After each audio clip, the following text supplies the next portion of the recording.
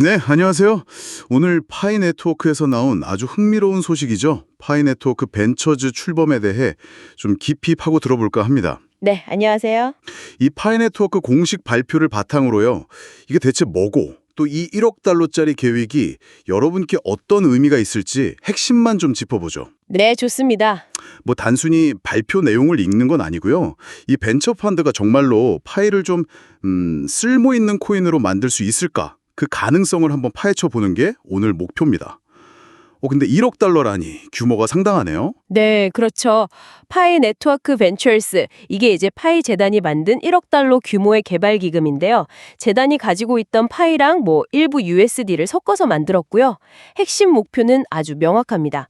파이의 실제 사용처를 늘릴 만한 그런 잠재력 있는 스타트업에 투자하겠다, 이겁니다. 아, 실제 사용처. 네, 오픈 네트워크 시대를 앞두고 파이를 이제 현실 세계랑 연결하려는 아주 중요한 움직임이라고 봐야죠. 실제 사용처를 늘린다. 이게 뭐랄까, 파이 가지신 분들이 가장 기다려온 소식 아닐까요? 아마 그럴 겁니다. 그럼 구체적으로 어떤 회사들을 지원해서 이걸 이루겠다는 건가요? 그 목표가 궁금한데요. 네, 크게 세 가지 목표를 제시했어요.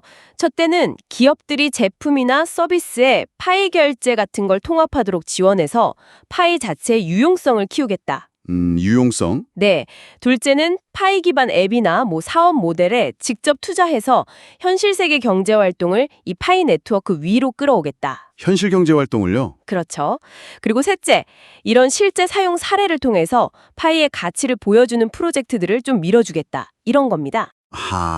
결국에는 유망한 기업들을 끌어들여서 파이 생태계를 더 활발하게 만들겠다. 이런 선순환 구조를 노리는 거죠. 흥미롭네요.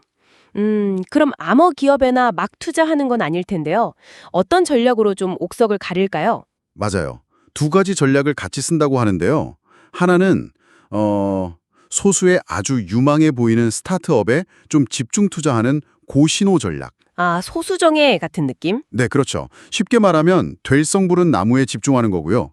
다른 하나는 해커톤이나 커뮤니티 지원처럼 좀 더 많은 아이디어가 시도될 수 있게 넓게 지원하는 풀뿌리 전략이 있고요. 근데 이번 벤처스는 아마 전자인 그 고신호 전략에 더 초점을 맞출 것 같습니다. 잠깐만요. 근데 투자 대상이 블록체인 기업에만 한정되는 게 아니라고요? 이게 좀... 생성형 AI, 핀테크, 이커머스까지. 이건 정말 의외인데요? 네, 맞아요. 그 점이 정말 중요한 포인트입니다. 왜 이렇게 분야를 넓혔다고 보세요? 블록체인 기술 기업뿐 아니라 이미 있는 다양한 산업들 있잖아요. 예를 들어 AI, 핀테크, 이커머스, 소셜미디어, 심지어 현실의 상품이나 서비스를 다루는 기업까지 투자 대상이 포함돼요. 와, 정말 넓네요. 네.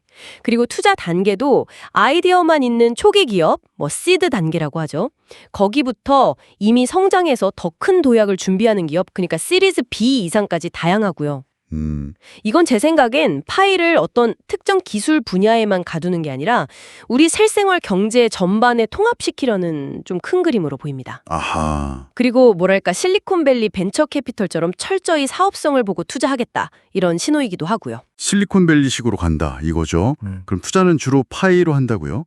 그럼 투자받은 회사들은 그 파이를 의무적으로 써야 하는 건가요? 네, 그렇죠. 주로 파이로 투자를 해서 이 기업들이 자연스럽게 파이 생태계 안에서 활동하도록 유도하는 겁니다. 자연스럽게. 네. 투자 금액은 달러 가치로 평가를 하지만 실제 지급은 파이로 하는 식이 많을 거고요. 그럼 기업 입장에서는 받은 파이를 활용할 방법을 찾아야 하니까 자연히 파이 사용처가 늘어나는 효과가 있겠죠. 그렇죠. 다만 1억 달러 전부를 소진하는 게 목표는 아니다. 정말 자격 있는 스타트업을 잘 선별해서 투자할 거다. 이렇게 강조하고 있습니다. 자, 그럼 이제 제일 중요한 질문이죠. 이 모든 이야기가 지금 파이를 가지고 계신 여러분께는 어떤 실질적인 의미가 있을까요? 단순히 쓸 곳이 많아진다, 이거 말고 또 뭐가 있을까요? 네, 여러 가지 긍정적인 효과를 기대해 볼 수 있을 것 같아요. 첫째는 말씀하신 대로 여러분의 파일을 쓸 수 있는 가게나 서비스가 실제로 늘어날 거라는 점. 이게 가장 직접적이겠죠? 네, 가장 와닿죠. 둘째는 이런 실사용 사례가 많아지면 파이 생태계 자체가 성장하면서 사용자분들이나 개발자, 또 투자받은 기업 모두에게 이익이 돌아갈 수 있다는 거고요. 셋째, 유망한 기업들이 파이를 쓰게 되면 자연스럽게 파이의 글로벌 인지도나 채택률도 올라갈 수 있겠죠. 그쵸, 인지도. 넷째, 이게 또 중요한데 더 많은 기업과 사용자가 파이 네트워크에 참여할수록 네트워크 효과라는 게 생기잖아요. 아, 네트워크 효과. 네. 그걸로 인해서 여러분이 가진 파이의 잠재적 가치도 같이 커질 수 있다는 점. 마지막으로 이건 스타트업 입장에서인데 이미 KYC 인증을 마친 사용자가 1,900만 명이 넘는다고 하거든요. 와, 1900만. 네, 이 거대한 사용자 풀에 바로 접근할 수 있다는 건 스타트업한테는 정말 엄청난 매력 포인트입니다.